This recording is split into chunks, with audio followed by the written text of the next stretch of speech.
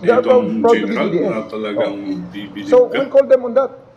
May Grabe, nagpalabas salute yung to you, General pulis at saka yung Torre. Iranian na Yan ang tunay na matapang. nag-away dahil sa Kaya isang traffic harapin altercation. That happened during the mga last days, the waning days of sa gobyerno. Mr. Duterte's term. Tingnan po natin to. So bakit nga pinapalabas nila na Mga para bang nangyari kaganapan kahapon doon. lamang? Wala na kasi silang bala. Yun nga ang masama ron. Wala na silang bala, nauubusan na sila ng bala, nauubusan na sila ng issue na itapon sa gobyernong ito. Kaya ayun, naghuhukay ngayon. Kaya lang nakalimutan yata nila. Talagang pinapakita lang talaga nila na medyo may kulang talaga sila eh. Na, di ba? About an alleged Chinese victim of murder tinapon sa Kawit, Cavite, lumalabas sa social media. Totoo ba yun, sir?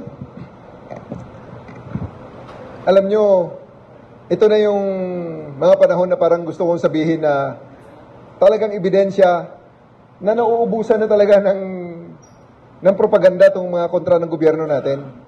Itong mga, alam nyo na, yung mga leanings nasa kabila. Diretsuhin na natin yung mga DDS. Nauubusan na siguro talaga sila ng bala na mga malalaking kontrobersya na mga insidente. Kaya yan, 2022 pa nangyari yan eh. Hinuhukay, literal na hinukay sa baul para palabasin lang na para bang bago. Kasi wala na silang nakitang masama ngayon na kasing sama nung panahon nila. Yan ang long and short of it. Matagal na nalinlang ang Pilipino dyan. Hanggang ngayon, lilinlangin pa rin ang Pilipino. Pasensya sila. Their word against the word of the internet. Hindi naman. Early part ng Marcos administration, September yan. 4 months after ng assumption ng ating presidente. Talagang yan, mga remnants ng diba? Hangover ng previous administration.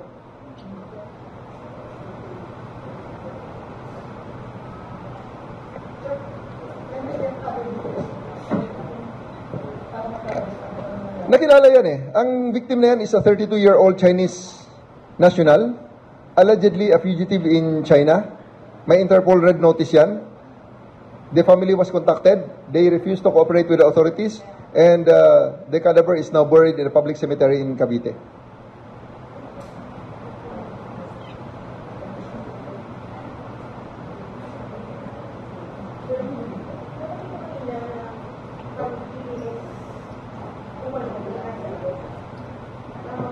Sa ngayon kasi talaga, makikita mo naman yung mga posters na yan eh. We have our social media exploitation. We have our social media analysis also. Alam nga namang sila lang ang marunong gumamit ng analysis. Ang mga pinaka-viral dyan na mga pinaka-vitriolic na mga posters dyan, makikita mo naman ang laman anti-government propaganda at talagang tunay na mga DDS. At sila mismo nagsasabi. May nakalagay sa kanila mga profile pictures eh.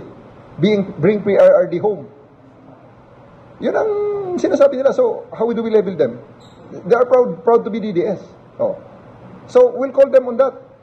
May nagpalabas yung pulis at saka yung Iranian na nag-away dahil sa isang traffic altercation. That happened during the last days, the waning days of Mr. Duterte's term. So, bakit nga pinapalabas nila na para bang nangyari kahapon lamang?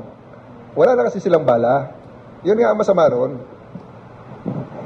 Wala na silang bala, nauubusan na sila ng bala, nauubusan na sila ng issue na itapon sa gobyernong ito. Kaya ayun, naghuhukay ngayon. Kaya lang nakalimutan yata nila. Talagang pinapakita lang talaga nila na medyo may kulang talaga sila eh. Na, di ba?